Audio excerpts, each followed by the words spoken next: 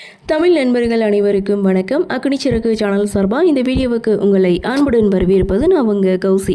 கார்த்திக் ரேவதி சீரியலுடைய இன்னைக்கு எபிசோடுக்கான ரிவ்யூ என்ன அப்படின்றத பார்க்கலாம். எபிசோடை பொறுத்த வரைக்கும் கார்த்திக் ரேவதி இவங்க ரெண்டு பேரும் ஜோடியாக கோவிலுக்கு போயிருக்காங்க. போன இடத்துல இவங்க ரெண்டு பேரையும் அபிராமி பார்த்து ரொம்ப சந்தோஷப்படுறாங்க. அந்த கடவுளே உனக்கு இந்த ஏற்பாடை செய்திருக்கான் அப்படின்னு சொல்லி பாட்டி ஒரு பக்கம் சொல்ல கார்த்திக்கிட்ட போய் பேச முயற்சி பண்ணுறாங்க. ஆனால் பாட்டி அதை தடுக்கிறாங்க. காரியமே கெட்டு போகும், இப்போ பேச வேணாம், ரெண்டு பேரும் ஜோடியாக உங்கள் வீட்டில் வந்து வாழுவாங்க, கொஞ்ச நாள் பொறுத்துரு அப்படின்னு சொல்லி அபிராமியை சமாதானப்படுத்துகிறாங்க.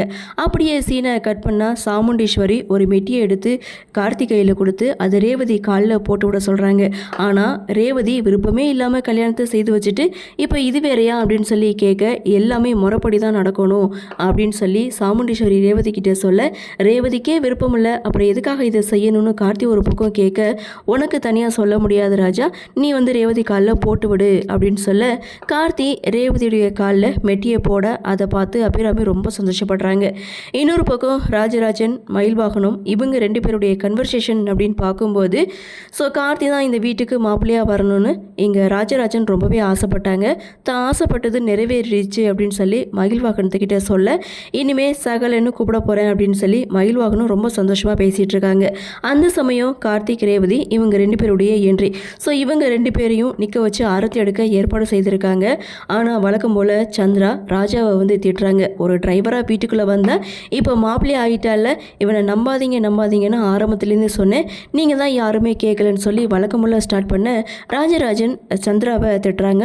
அந்த இடத்துல ரெண்டு பேரையும் ஆரத்தி எடுத்து வரவேற்கிறாங்க. அந்த இடத்துல ஒரு சில சம்பிரதாயங்கள்லாம் வந்து செய்ய சொல்கிறாங்க. ஆனால் ரேவதி சாரி என்னை மன்னிச்சிடுங்க நான் செய்யலை அப்படின்னு சொல்லிட்டு அங்கேருந்து போகிறாங்க. இதெல்லாம் பார்த்த சந்திரா நல்ல வேலை ரேவதி இன்னும் அந்த டிரைவர் மேலே வெறுப்பாக தான் இருக்கா, இது நம்மளுக்கு சாதகமாக தான் இருக்குன்னு சொல்லி அவங்க ஒரு பக்கம் மைண்ட் வைஸ் கொடுக்குறாங்க.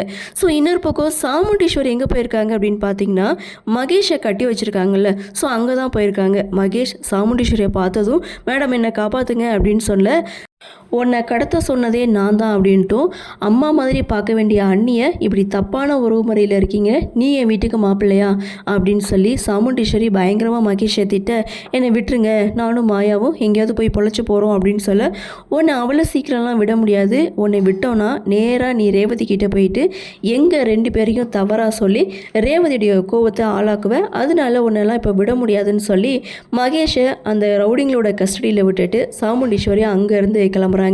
அப்படியே சீனை கட் பண்ணால் நடக்கக்கூடாதெல்லாம் நடந்துருச்சு அப்படின்னு சொல்லி ரோகிணி ஸ்வாதி எல்லாருமே ரேவதி கிட்டே பேசிகிட்டு இருக்காங்க.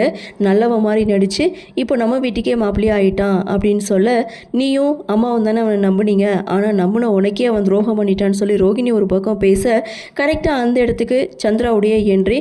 நான் ஆரம்பத்துலேருந்து சொன்னேன் நீங்கள் தான் நம்பலை அப்படின்னு சொல்லி ரேவதியுடைய கோவத்தை இன்னும் அதிகப்படுத்த இதோட எபிசோடையும் முடிக்கிறாங்க. அடுத்து என்ன நடக்குது, என்ன மாதிரியான சுவாரஸ்யத்தோடு கதைக்கள நகர்வை கொண்டு வராங்க அப்படின்றத நாமளும் பொறுத்திருந்து பார்க்கலாம்.